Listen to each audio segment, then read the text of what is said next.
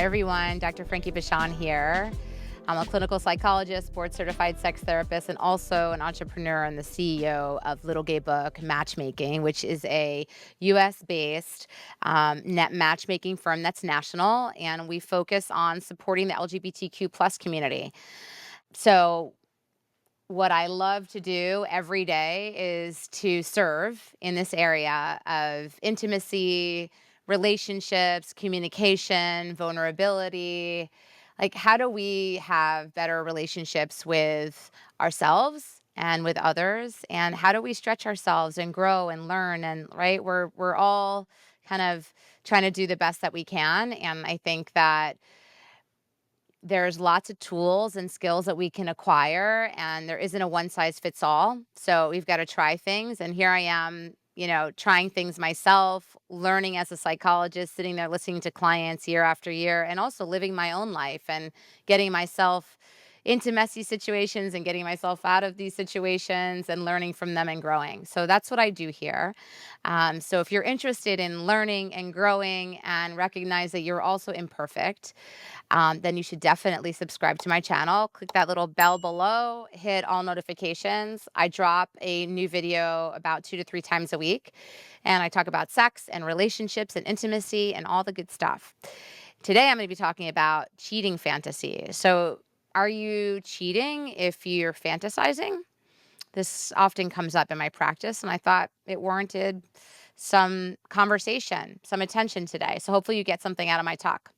You're feeling the pleasant flush of heat through your entire body as your date leans in for a kiss, only to snap back to reality and realize you've been actually daydreaming about the hot barista who works at your favorite cafe again, while your partner has fallen asleep next to you on the couch.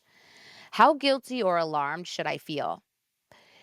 Today, I'm going to share why fantasies about cheating are actually quite common and why you may not need to panic about you or a partner experiencing them. How common are fantasies anyway about cheating? Whether it feels comforting or unsettling to know, fantasies about cheating are fairly common. One Czech study found that 72% of women in long term relationships fantasize about other men. One survey found that up to 62% of women fantasized about just their neighbors. And lest you think women are uniquely unfaithful in their heads, a Vermont study found that up to 98% of men in relationships with women fantasize about other women. Whether it's a neighbor, a celebrity crush, a friend at work, or a long ago ex, chances are very good that you and your partner fantasize about other people at least some of the time. Whether this has to be a problem for you and your relationship is a whole other story. Does a sexual fantasy about cheating mean you're betraying your partner? Put simply, fantasies are not reality and hold no moral weight in the real world. Just as fantasizing about your boss losing their job after they ruin your day at work doesn't mean you need to feel guilty about actually causing them harm, fantasizing about someone who isn't your partner isn't a betrayal.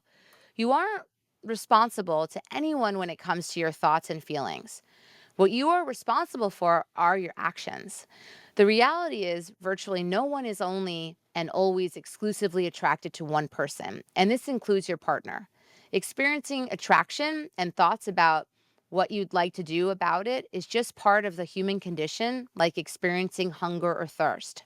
That said, if you feel you're fantasizing excessively or with real desire to take action, it may be something to look into further. It doesn't mean you're betraying your partner per se, but it may serve as a warning sign about there's some real disconnects in your relationship, possibly. Are you feeling unsatisfied, frustrated, or resentful about your relationship? If so, how? What does this fantasy contain or offer that you aren't getting from your relationship right now? Are there any ways you can assess these concerns in your relationship? Similarly, if you notice that you're fantasizing about someone else during sex with your partner in order to enjoy it, or instead of having sex with your partner, that's also something to look into. Are you feeling sexually unsatisfied in your current relationship? Do you experience attraction to your partner? What would you like to see change in this area? Does fantasizing about cheating mean you'll cheat in real life? It's very reasonable that if you found out suddenly that your partner had a persistent fantasy about someone else in their life, you'd worry about whether they would act on them. It's certainly your right to feel complicated about the idea of fantasies about other people or to feel hurt by them. But the reality is that there's no evidence correlating fantasizing about other people to actually acting on them in the form of cheating. Think about it. How often have you thought about sex with other people, even idly, in your life while in a relationship? How often, if ever, did those thoughts or feelings lead to taking action on them? Did you even really want to?